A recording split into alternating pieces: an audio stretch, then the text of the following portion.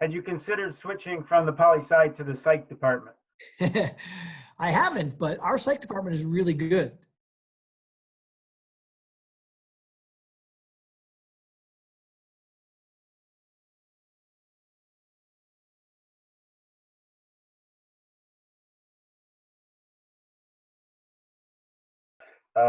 I heard it described that the ultimate divide between the ultimate debate is a government that looks sort of, like this, which at the top is the federal stuff and the few things that we all must agree on. And then as you go deeper and deeper, you get more local and take care of, cutting the grass in the parks, right? And the fear is, that the global is the inverse of that, right?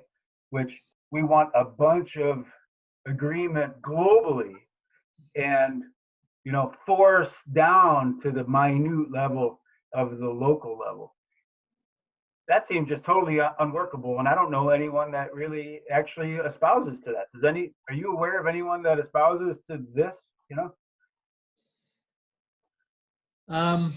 That's a really good question. And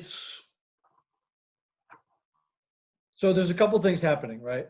So even when you're in this framework here, yeah. One of the things that makes it complicated is that you described it as there's a few things that we agree on at the top. And it becomes complicated because we have to constantly re-achieve agreement on those things, right? I mean, our current understanding of the First Amendment is not the same as the founders' understanding. Yeah, that's an excellent point. Right. We have to continually renegotiate our agreement on our basic shared values, right? So yes, there does need to be basic shared values, and our Constitution is a good starting point for having those conversations. And it has been amended 27 times, and so that conversation has been broad, and it hasn't been just like we tape recorded James Madison and we keep listening to whatever he says, right? It's an ongoing conversation. Yeah. So there's that makes it complicated, that even the shared values are only provisionally agreed on, right? We agree on them, and everything else from your triangle follows, right? Once we agree on those, we then go down deeper and we're acting on those shared agreements. But if we recognize that those agreements are provisional, then acting on them also becomes harder because the provisional agreements are constantly evolving as the Supreme Court makes new decisions or as, whatever, an amendment passes.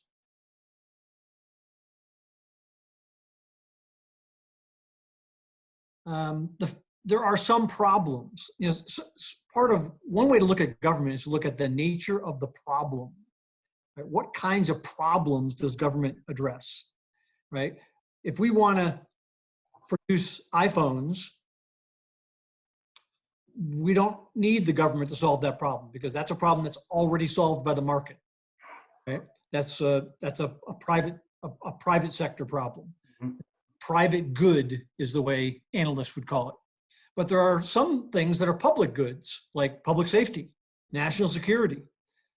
And those things are not solved automatically by the market. The debate about healthcare is about, if we see healthcare as a right, then we're changing that basic agreement of shared values, and we're saying that this is now part of that, and that's now a public good. Safety net, unemployment insurance, et cetera, are all seen as public goods. National defense is a huge one for the United States because we have such a large military.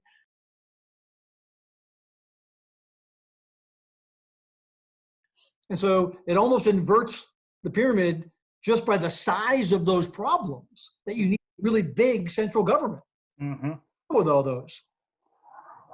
And at the same time, within the federal government, there's been a steady increase in presidential power, right? This is not related to President Trump, right? There's been a steady increase called the imperial presidency, where the balance between president, Congress, and the courts has been steadily shifting towards the president.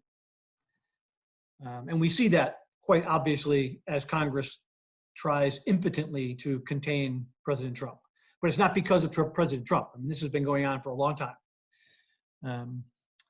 And so not only do we have the pyramid shifting so the federal government's getting bigger, because the nature of some problems seem to demand that solution. Like, take a problem like pollution. You can't really have Ohio and Illinois have two different rules and expect it to work, right? Sure. And that, but then at the same time, within the federal government, we have a shift away from our more democratic branch, primarily because Congress has abdicated their responsibility. At the federal government level, the increase in presidential power has been at the expense of Congress and the courts. Congress is the most democratic branch. Okay.